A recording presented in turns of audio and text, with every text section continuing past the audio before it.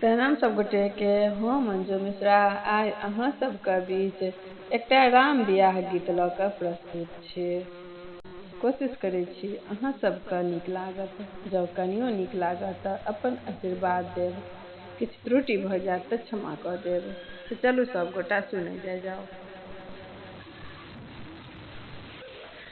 राम जी से पूछे,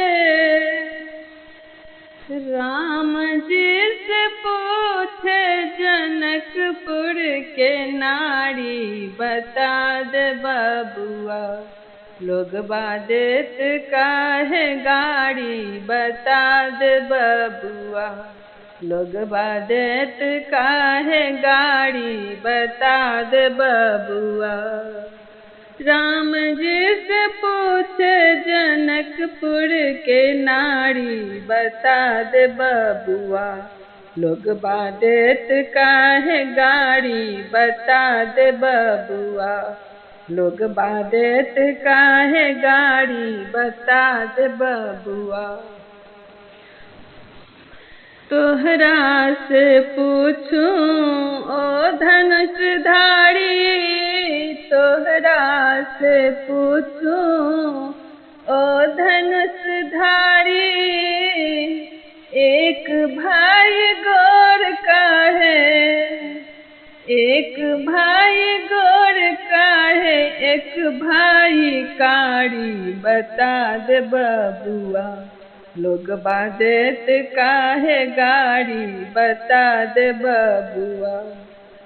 राम जी से पूछे जनकपुर के नारी, बता दे बबुआ लोग बादेत काहे गाड़ी, बता दे बबुआ। ई बूढ़ा बाबा के पाकल पाकल दाढ़ी, ई बूढ़ा बाबा के पाकल पाकल दाढ़ी, देखन में पातर, देखै में पातर, खाई भारी ठाड़ी, बता दे बबुआ लोग बादेत काहे गाड़ी, बता दे बबुआ।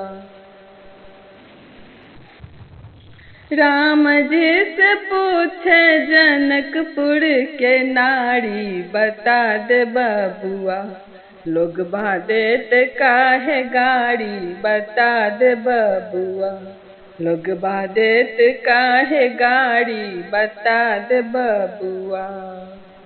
राजा दशरथ जी के लनी होशियारी, राजा दशरथ जी के लनी होशियारी, एकटा मर्द पर, एकटा मर्द पर तीन तीन जे नारी, बता दे बबुआ लोग बादेत काहे गाड़ी, बता दे बबुआ लोग बादेत काहे गाड़ी, बता दे बबुआ।